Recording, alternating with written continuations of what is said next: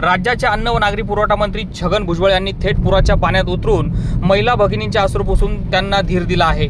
नुकसानीचा आढावा घेऊन केंद्राकडून देखील मदत मिळवण्यासाठी प्रयत्न करू असं आश्वासन मंत्री छगन भुजबळ यांनी दिलं।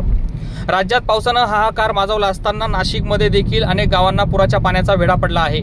येवला तालुक्यातील अंदरसोल या ठिकाणी कोळगंगा नदीला आलेल्या महापुरामुळे नदीने पात्र सोडून नदीलगत असलेल्या घरांना आपले लक्ष केले। अनेक नागरिकांचे संसार पुराच्या पाण्याबरोबर वाहून गेले।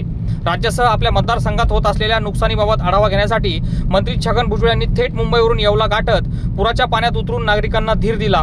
यासोबत मंत्री छगन भुजबळ यांनी SK9ला विविध प्रश्नांबद्दल माहिती दिली। दरम्यान केंद्राकडून देखील मदत मिळवण्यासाठी आपण प्रयत्न करणार असल्याची माहिती मंत्री छगन भुजबळ यांनी दिली आहे। त्यातच नव्हे तर महाराष्ट्रातल्या सगळ्या आमच्या सर्व अधिकारी वर्गाला पण सांगू इच्छितो, कार्यकर्त्यांना आणि सर्व जनतेला।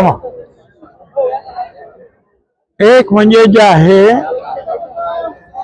आपत्ती व्यवस्थापन, याच्या खाली जे आहेत जे अधिकारी आवश्यक आहेत त्यांनी ताबडतोब आपापल्या जागेवर जायला पाहिजे।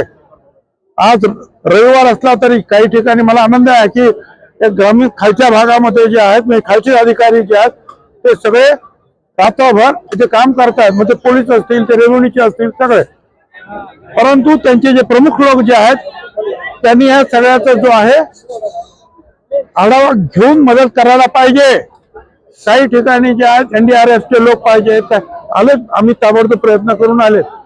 पाणी एवढं आहे की काही विचारू नका, रात्रभर इथे पाऊस म्हणजे ढगफुटी झालेली आहे वरच्या भागात आणि ह्या भागात सुद्धा। फक्त इथेच नाही, अख्ख्या नाशिक जिल्ह्यात आणि दूरवरपर्यंत 2-4-5 गोष्टी महत्वाच्या आहेत की अशा वेळेला हेड ऑफिस मध्ये प्रमुखाने हजर राहणं हे महत्वाचं। आपापले जे लोकप्रतिनिधी काम करतात, त्यानंतर जे धान्य जे आम्ही वाटण्याचं जो सांगितलेलं आहे 10 किलो गहू 10 किलो तांदूळ, जर गहू नको असेल तर तेवढा तांदूळ त्यांना देण्यात यावा।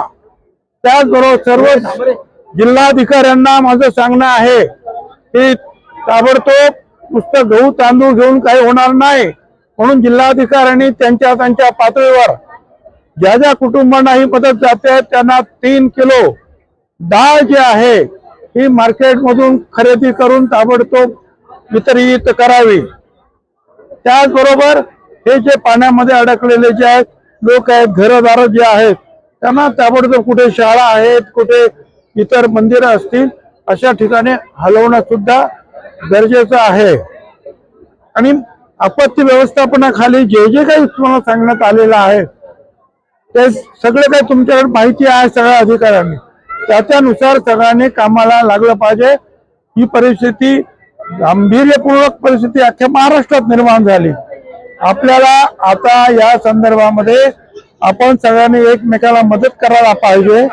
लोकांचे जीव वाचवणं ही प्राथमिकता आहे, त्याचबरोबर त्यांना मदत सुद्धा ताबडतोब मिळाली पाहिजे। त्यासाठी जी मदत आपल्याला करता येईल ती सगळ्यांनी एकमेकाला करायला पाहिजे।